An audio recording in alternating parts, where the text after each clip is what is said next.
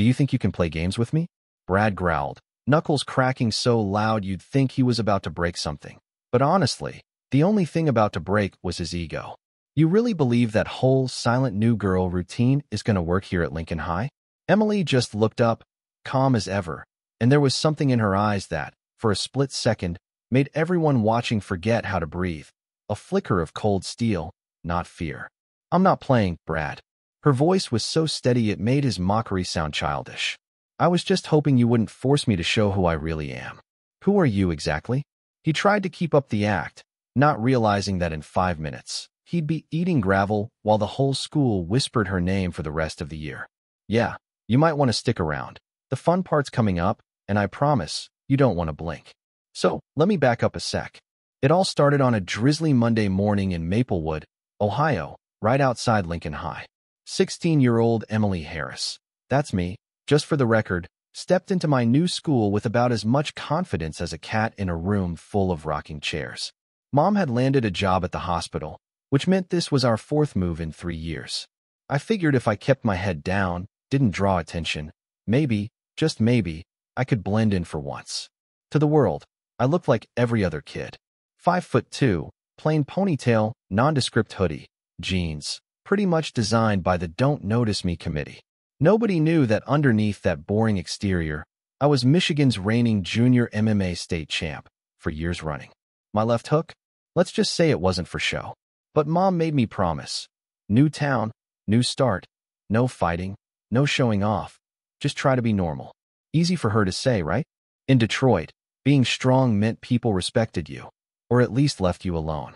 Anyway, first day, first lunch, I'm sitting alone, picking at my sandwich, when this kid, Brad Thompson, drops down across from me. He's got 2 buddies flanking him, all chest-puffed and grins, thinking they're hot stuff. Hey, new girl, I'm Brad. My school, my rules. And yeah, he actually said that. His goons, Kyle and Jake, looked like they'd practiced their mean faces in the mirror every morning. Nice to meet you, I'm Emily. I kept my voice neutral, but apparently, just saying my name gave them all the ammo they needed. Detroit? Kyle snorted, like it was a punchline. They start grilling me, trying to get a rise, but I keep it together. Then Brad leans in, real close, giving me that "you owe me respect" speech, the kind you only hear from guys who peaked in the 8th grade. He wanted $5 a day, called it protection money, but I could see what this really was, a test. I told him I'd think about it, mostly to buy time. But as soon as they walked off, I knew what I had to do. Problem was, I'd promised Mom I'd be good. That night, I barely slept. $5 a day? That's more than $1,000 a year just for being left alone. And everyone knows, you give in once, they'll bleed you dry. Day 2, and Brad's waiting at the stairwell. Have you thought it over? He asks, already sure I'll fold. I'm not paying you, I say, and the look on his face, pure confusion, quickly replaced by cold amusement, told me he'd never heard no before. That day was rough. His crew made sure I felt it, accidentally knocked my stuff off my desk, blocked my way, shoved me into a locker so hard my shoulder ached all afternoon. By lunch, he escalates, dumps my food in my lap, calls me soup girl in front of half the cafeteria, people laughing, someone even recording. I just sit there, not moving, soup running down my jeans, thinking, yeah, that's enough. After lunch, I call my old coach in Detroit. You can't let them walk all over you, he tells me. But don't do anything stupid. Never fight where there are witnesses. He always said, you have the right to defend yourself, just do it smart. That stuck with me all afternoon. So after school, I waited. I wanted Brad alone. No friends, no crowd, just the 2 of us.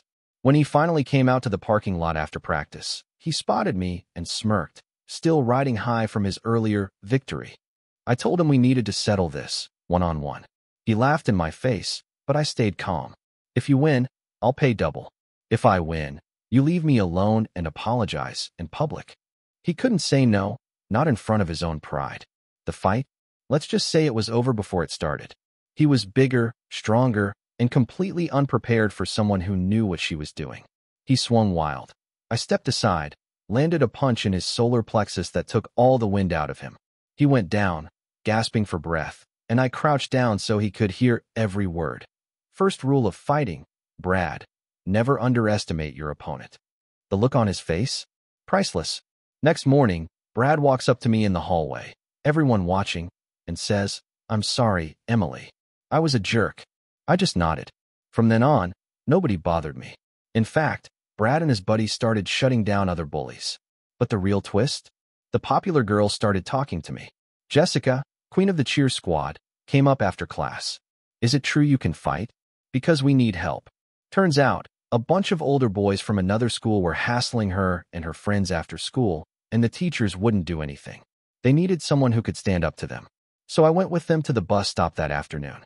Sure enough, the West Side boys showed up, mouths running, hands getting grabby. I warned them, but they laughed it off. Bad move. It took all of 10 seconds for me to drop 2 of them and send the rest running. Jessica and the girls stared at me like I'd turned water into wine. "How'd you do that?" they asked, but I just shrugged. It's not about fighting, it's about not being afraid. Word spread.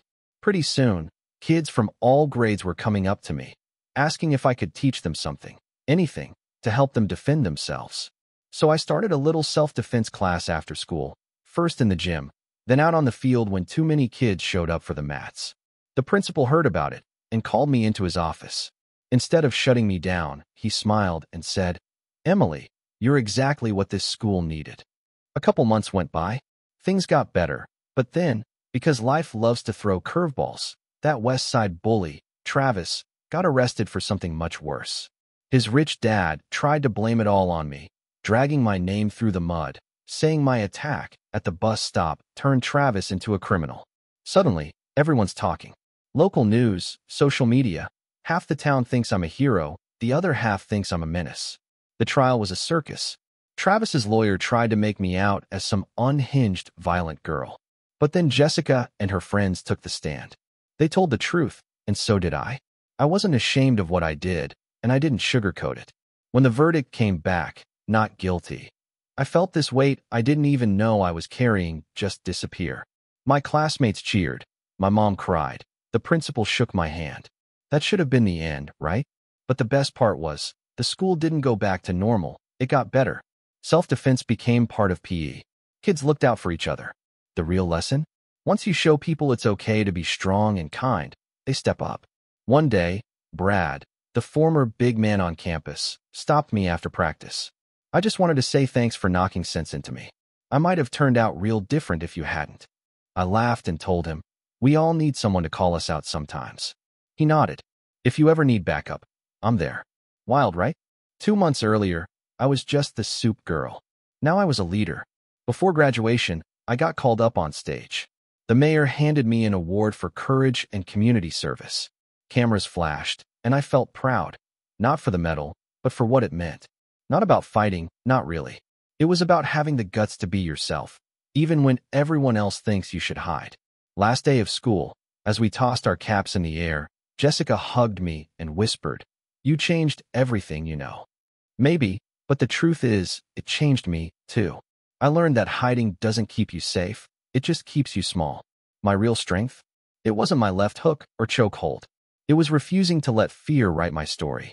So yeah, that's how the new girl from Detroit, the one who didn't want to stand out, ended up becoming the reason Lincoln High finally felt like home. And if you're sitting there thinking you could never do something like that, well, you'd be surprised what you're capable of once you stop pretending to be less than you are. Now, I've got to ask, what do you think? Was I right to fight back? Where's the line between standing up for yourself and going too far? Tell me your story, because I know I'm not the only one who's ever had to make that choice. The world's not going to change itself, you know. Sometimes, all it takes is one person who refuses to stay quiet.